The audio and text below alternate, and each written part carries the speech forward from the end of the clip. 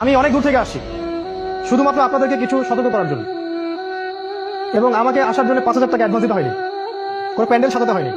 আমরা শুধু ফিসাবিলিল্লাহ আসছি আপনাদের জন্য। এই কথাগুলো আমি জানি, আমি যে আপনাকে বলছি এটা আমি জানি, কিন্তু আমার পরিবার জানে, আমার আত্মীয় স্বজনরা জানে, আমার বন্ধু মহল জানে, আমি যাদের সাথে কাজ করি সবাই কথাগুলো জানে। তাদের জন্য আমি এখানে আসিনি, আমি এখানে আপনাদের জন্য আসছি একটা বিষয় সতর্ক করার জন্য, সেটা হচ্ছে দাজ্জাল এবং তার অনুসারীরা এখন সক্রিয় সবচেয়ে বেশি।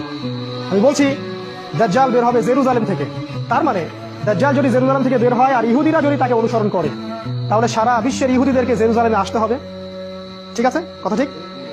তাহলে আমরা দেখতে পাচ্ছি বিশ্বে এখন যে সারা বিশ্বের বিভিন্ন জায়গা থেকে 1914 থেকে নিয়ে 1948 সাল এই সময়টুকুর মধ্যে পুরো বিশ্বের ইহুদিরা এখন জেরুজালেমে চলে আসে।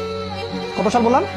1914 থেকে 1948 সালের মধ্যে এই যে সময়টা, এই সময়টুকুর মধ্যে সারা পৃথিবীর বিভিন্ন জায়গার ইহুদিরা এখন জেরুজালেমে চলে আসে।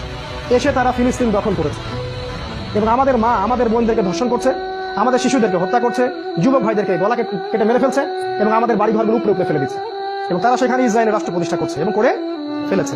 তাহলে একটা হিসাব মিলে গেল। দাজ্জাল অনুসারীরা আসবে, এসেছে। কত বছর আগে এসেছে? প্রায় 70 বছর আগে এসেছে, যখন আমাদের আলেম ওলামারা ঘুমাচ্ছিলেন। যখন আমরা কি করছিলাম?